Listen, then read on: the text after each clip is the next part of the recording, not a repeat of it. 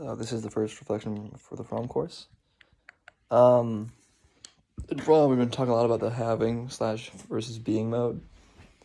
And I really never thought about it like this, but, Eric Fromm says that, kind of the having mode is defined as like what, if you're living a having mode lifestyle, and it's based on what you own, what you have, and the being mode is just based on, just kind of what, like, just being you, and just the art of being in itself is kind of like you're just existing. You know what I mean? You're not basing your life on what you have or don't have.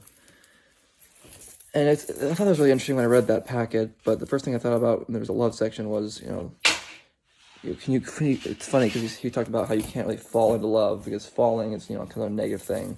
Falling in love, it doesn't really make any sense, And you can't really fall into love. You kind of you're continuously loving. It's not a thing that just happens. Like you get shot or, you get slapped. Something interesting to think about. And I was thinking about it, maybe I have a kind of having mode of loving for me or, for anyone. Like I kind of thought of it as like a having mode of loving. It's like, I have this love with you, but I want to own it. It's not really like it might be a little bit of one-sided thing. Like I want this love. I want to have this love because I want it. It's not natural per se. It's just something you want from another person. It can kind of feel fiery or maybe a little bit like you're kind of invading this person's space where maybe, a being mode is just, these two people who are, really loving each other continuously. They're not in love, but they're just loving, and then and that made me think of, how does one really know when they are in love? Because, there's like in high school, people say, oh, when you date, your girlfriend slash boyfriend, oh, you weren't in love, you're just high schoolers, but, maybe that could be wrong because there's love doesn't really have a definition, it's not something that like you can measure, so, my version of, loving someone could be a lot different than anybody else's version of loving someone, so just because it doesn't meet their parameters of loving doesn't mean, I don't love this person, which is, for me, was really interesting to think about, and it got, Eric, and the wrong way of looking at it is, if I'm just existing with this person, I'm loving them, in my own way, that is still love in its own way, which really, that was something I thought about for a while, and it's just something, I wanted to bring up. But another thing I've been thinking about with the having and the being mode is, Fromm is obviously, he favors the being mode, but, is the having mode a bad thing? Because it kind of has a negative connotation. And I kind of like the having mode is, I think, people who might, I think there's two different kinds of having mode, maybe a good mode and a bad mode. Like, having mode, if I buy an expensive car, but if I buy it for me, just so I can own it, so I can enjoy it, I don't think there's anything wrong with that at all, really. Because if you buy something, for the sake of having it, and it's kind of like a having mode, that's like a having mode thing, but you buy it for the sake of just having it overall, I don't think it's a bad thing, really.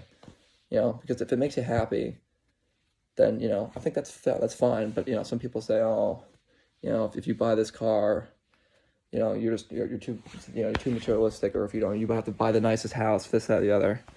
But I think but I don't really agree with that completely, because if it makes you happy, then that's what makes you happy. So being in the having mode, I don't think is entirely a bad thing. But if you're too much in the having mode, where you're set on, I need to, instead of like living, you're saying, I need to have this house, and I need to have this house, and I need to have this car, and I need to have, all these expensive jewelry and all these things. I think it can get in the way of, living your life and just, kind of existing in the being mode. So I think those are two types of having mode. The being mode, though, I think it's just like a, I don't really, to me, there's really no definition of being mode, because I think it can be different for everyone a little bit. But I think being mode is just kind of like existing, being aware of people around you, and maybe I think being mode is more of like a people interaction instead of like a materialistic interaction. It's just a basic, what we did before, we had all the technology, and it's just a, the being mode, like when, thousands of years ago, when there was cavemen, they were only in the being mode because they didn't really have a having mode. They didn't really have materialistic things, they were just living at a base of, they're living with people and living together, and they were just, living in their own way, just living, and, they couldn't have anything because, there was no having mode. But now that there's some having mode available, I think Fromm was one of the first people to to notice this and to say something about it. And I think that it's funny because I think there's so many people who are in the having mode and they don't know it. But I don't really think there's anything wrong with being in the having mode as long as you understand you're in the having mode. But if you're in the having mode and you don't know that you could be in the quote being mode, I feel like people should be exposed to both, or be able to know both, or to know what both are, so they can have a better understanding. Another thing though about Fromm that I thought was interesting was it made me think about the loving thing. I was like, well, there's really no difference for love. I kind of thought about his learning to get, I read his learning part that we read in the packet, but it kind of struck me differently, I think, because it's funny because, in school sometimes you think you're learning, but you don't understand the material. If you're in class, you're studying hard. And it reminded me of what you said, Mr. Squires, when you said that your mentor for your Dharma Ocean, I think Reggie told you something, and you said you didn't get it, and then you told your advisor, whoever it was, this, and he says you didn't get it, but your body got it, which to me was really weird and crazy, because it's like, how could your body subconsciously get something that your mind doesn't comprehend, which is back to the left brain, right brain thing, which really, tripped me up.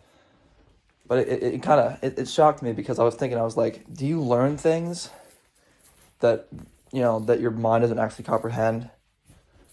And then I thought about it, and I was like, when I was in Rhode Island a couple summers ago, there was a firecracker went off, and I thought it was a gunshot, and I immediately, ducked under this chair.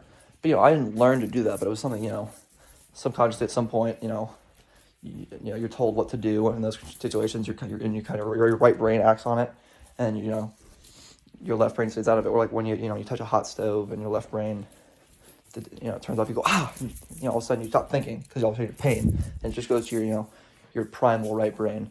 But yeah, that's kind of just some stuff I've been thinking about for your reflection.